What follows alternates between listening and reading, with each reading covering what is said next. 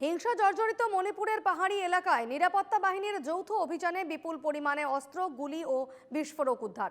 ৩রা জুলাই মধ্যরাত থেকে ৪ঠা জুলাই সকাল পর্যন্ত তেংনৌপাল, কাংপোকপি, চান্দেল এবং চূড়াচাঁদপুর জেলার ঘন জঙ্গলে এই অভিযান চালানো হয়।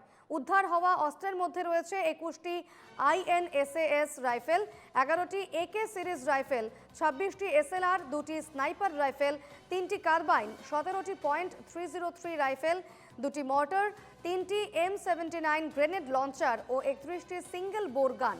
এছাড়া পাওয়া গেছে 38টি পাম্প অ্যাকশন গান, 4টি মুজল লোডেড রাইফেল এবং বেশ কিছু দেশীয় বন্দুক ও পিস্তল। এছাড়া মজুদ ছিল বিপজ্জনক বিস্ফোরক ও 29 রাউন্ড 5.56 mm গুলি, 80 রাউন্ড 7.62 mm গুলি, 30টি IED, 10টি হ্যান্ড গ্রেনেড, 9টি পম্পি শেল এবং 2টি ল্যাথোড গ্রেনেড। পুলিশ সূত্রে জানা গিয়েছে এই অস্ত্র ভাণ্ডার বিভিন্ন সশস্ত্র গোষ্ঠীর গোপন আস্তানায় মজুদ ছিল, যা রাজ্যে ফের অস্থিরতা ছড়াতে ব্যবহার করার পরিকল্পনা ছিল। মণিপুর পুলিশ, আসাম রাইফেলস, ভারতীয় সেনা ও কেন্দ্রীয় সশস্ত্র পুলিশ বাহিনীর এই যৌথ অভিযানে বড়সড় সাফল্য। বিস্তারিত জেনে নেব, আমাদের সঙ্গে আহাদুল আহমেদ রয়েছেন টেলিফোনে। আহাদুল, কি জানাচ্ছ এই বিষয়ে বিস্তারিত? দীপর্ণা, মণিপুরে রাষ্ট্রপতি শাসন হওয়ার পর থেকেই দেখা যাচ্ছে যে উগ্রপন্থীদের বিরুদ্ধে, বিশেষভাবে যে মেইথেই ও কুকি উগ্রপন্থীদের বিরুদ্ধে সেনা ও মণিপুর পুলিশের তীব্র অভিযান চলছে। প্রতিদিন মণিপুর রাজ্যের বিভিন্ন পাহাড়ি অঞ্চল থেকে মারণাস্ত্র সহ উগ্রপন্থীদেরকে গ্রেফতার করছে কেন্দ্রীয় নিরাপত্তারক্ষী বাহিনী বা মণিপুর পুলিশ।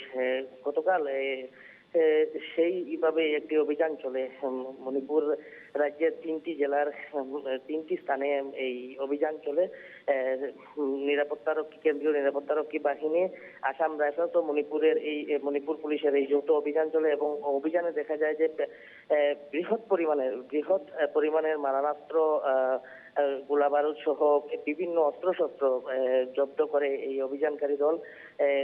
জানা যায় যে পুলিশি সূত্রে জানা যায় যে এই অস্ত্রশস্ত্রগুলি উগ্রপন্থীদের যে ক্যাম্প রয়েছে সেই ক্যাম্পে অভিযান চালিয়ে এই জব্দ করা হয়েছে, কিন্তু এই অভিযানকালে কোনো উগ্রপন্থীদেরকে গ্রেফতার করতে পারেনি এই অভিযানকারী দল।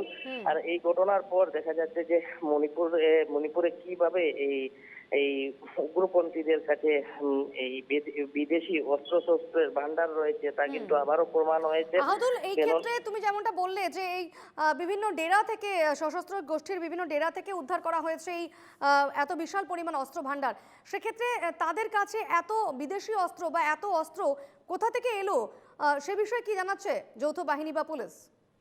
প্রথম দিকেই দেখো, দীপর্ণা, এখানে একটা কথা বলতে হবে। যে সময় মণিপুরের রাজ্যে কুকি এবং মেইতেইদের মধ্যে যে সময় সংঘর্ষের সৃষ্টি হয়েছিল, সেই সময় দেখা যাচ্ছিল যে কুকি উগ্রপন্থীরা বা কুকি সম্প্রদায়ের মানুষের বিভিন্ন ধরনের অত্যাধুনিক অস্ত্র তারা ব্যবহার করছে। সেই সংঘর্ষে দেখা যাচ্ছে যে বিশেষভাবে যেগুলা বর্ডারের যে সময় দুই দেশের মধ্যে যে সময় যুদ্ধ হয়, এই যুদ্ধে ব্যবহার করা সেই অস্ত্র তারা ব্যবহার করেছিল। সেই সময় একটা অভিযোগ উত্থাপন হয়েছিল যে বিশেষ এই কুকিদেরকে মিয়ানমার সহ বিভিন্ন দেশ থেকে এই অস্ত্রশস্ত্র পাচার করা হচ্ছে বা যোগান দেওয়া হচ্ছে।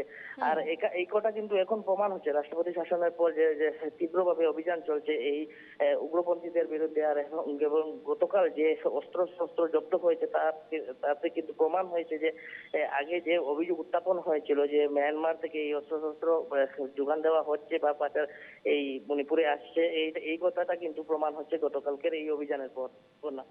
বেশ, অবশ্যই এই খবরে নজর থাকবে। ধন্যবাদ আহাদুল।